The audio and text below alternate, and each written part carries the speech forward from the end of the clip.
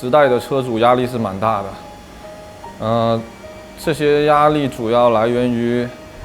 网络上的很多所谓的这种专家大神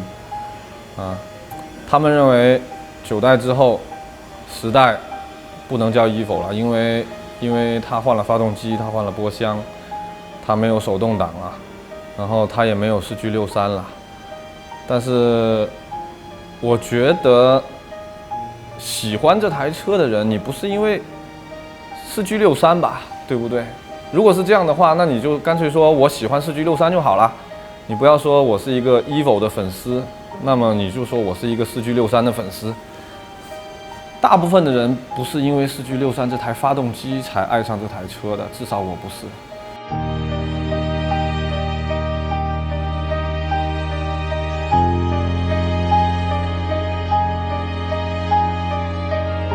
其实这台车之所以它能变成很多人心目中的所谓的神车，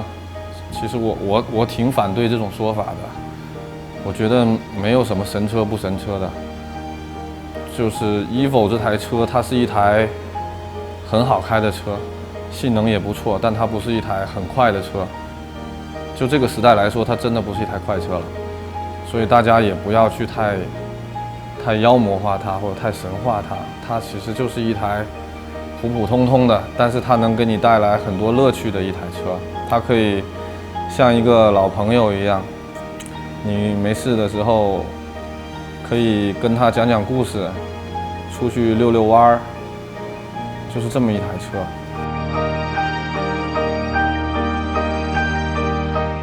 说到这个车子的争议，我觉得很多人可能都从来都没有体验过或者是拥有过，然后就在网上这样不负责任的去说一些话。我觉得是，至少对于我来说，这台车没有网上说的这么不堪，因为它还是把 EVO， 我觉得它 EVO 精神里面最精髓的东西，我觉得它还是很好的流传下来了，就是它给你的那种人车的直接的交流的感觉。EVO 的，我觉得 EVO 的精神，很多人说，哎呀，什么我要对迈凯伦竖个中指啊，我要做1000匹，我觉得这个不是，包括三菱造这台车出来的时候，我相信它也不是为了让它去大马路上对着超跑竖中指用的，它实际上是，它就是一台能让你更好的去操控、去沟通的这么一台车，就是它让你觉得它不是一台冷冰冰的机器了，它是一个有血有肉有灵魂的东西。我觉得这个可能是三菱当时造它出来想要表达的东西吧。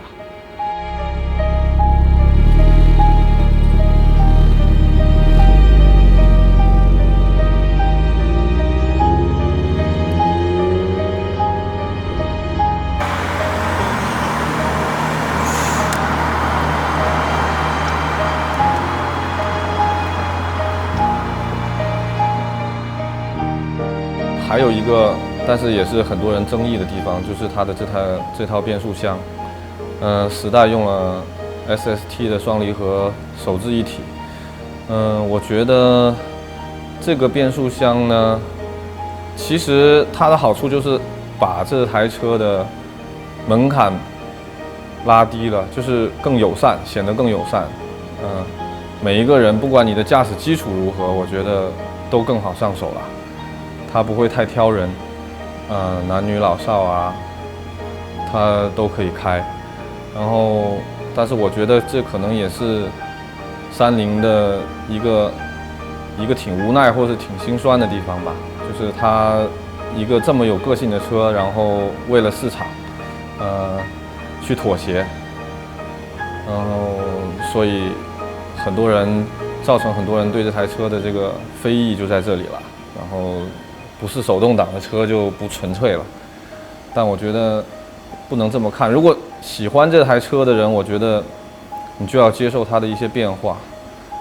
还有它的这种进化吧。毕竟这台车，我觉得对于我们热爱 Evo 的人来说，没有什么能比它能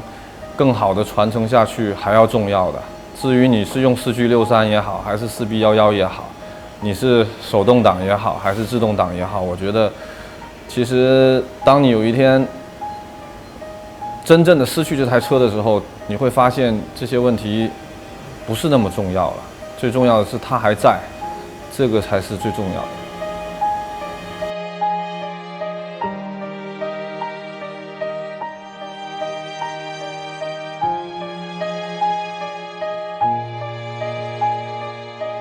这台车我是7年前买的，然后用到现在呢，其实一共才跑了不到25000公里。因为我自己还有2个小孩，所以我平时家里面还有一台 SUV 是用来代步的。大部分的时间我日常用车、代步用车，其实都是开那台接送小孩的车，会居多。偶尔有过那么1-2次，我开这台 Evo 10去带孩子。但是很有趣的就是，在做过第1回之后，我的2个小孩都不约而同的就喜欢上了这台车。其实我自己还是我是觉得挺奇怪的，因为这台车改装车嘛，声音又大，然后车里面异响又多，避震也硬，然后包括其实气味也不是那么的好。但是我不知道为什么我的2个孩子呢，自从做了1次之后呢，每次都跟我说：“爸爸，我们什么时候还可以再坐一下那辆黑色的，家里面那台黑色的有大尾翼的车啊？”我在想说，是不是冥冥之中就是一种很奇妙的轮回或是传承？就好像我看到我儿子，尤其是我儿子啊，他望着这台车的眼神的时候，好像我就想起来我小时候，我的家里人带我去停车场看车，我望着当时我眼里的那台30帕杰罗时候的样子，真的是觉得，你可能不懂它是个什么东西，你可能不知道这个车它好在哪里，厉害在哪里，但是它就从骨子里面，它对你有一种天然的吸引力。也可能是因为我对这台车倾注了我很多的心血，花了我很多的心思，然后，所以我的孩子在这台车上面，他能感觉到这台车承载了我的灵魂，所以他们是不是对这台车有一种天然的亲近感？家里面的人，包括我老婆，也从几年前经常跟我提说：“哎呀，这台车你玩一玩就差不多啦，你终究都这个年纪的人啦，你天天开着这么样一台车在街上跑也不合适，然后也不实用，家里人坐的都不舒服。说什么时候你就把这个车卖了吧？”然后我跟他说，可能在接下来的岁月里面，我会有很多车的新老的更迭和交替，但是唯独这一台车是我永远没有打算要把它卖掉的。后来我家里人也不跟我提了，其实我还是蛮感谢我老婆的，她对我玩车这个事情，她还是挺支持的，改装也好，或者是我要执意要把这台车留下也好，到现在她也慢慢都接受了，然后她也觉得，哎，好像现在做起来也没有这么难受，也蛮舒服的。除了说，这是一台让我开上去就会不由自主的笑起来，然后每次停下车之后，我都会回过头去看它好几眼，然后甚至会拿出我的手机去不停的给它拍几张照片。还有一个就是，我希望这台车可以在我们家里面一直传承下去。我希望等到我的孩子长大了之后，就是我们这个年代的这些经典的性能车，对于他们来说不是存在于网络上的一些资料，或者是杂志，或者是图片，或者是游戏。我是希望等到他18岁能开车了，我把他带到车库去，然后跟他说，老爸给你的18岁的成人礼，就是这一台倾注了我无数心血的30的 EVO 10代。它首先是一个好车，它更是可以成为你的一辈子的好伙伴。然后我也希望你可以把它好好的开下去，就是这样。我希望就是这台车可以一直这样传承下去吧，因为毕竟 EVO 已经结束了嘛，而且EVO 的时代也已经过去了。所以我们能做的就是尽可能珍惜我们现在手上有的东西，然后让它好好的活着，好好的把它留下去。我觉得这个是一笔宝贵的财富，然后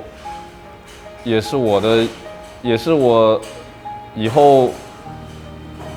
年老了回过头去看看自己年轻的时候。还可以让我真真切切感受到我年轻的时候的印记的东西。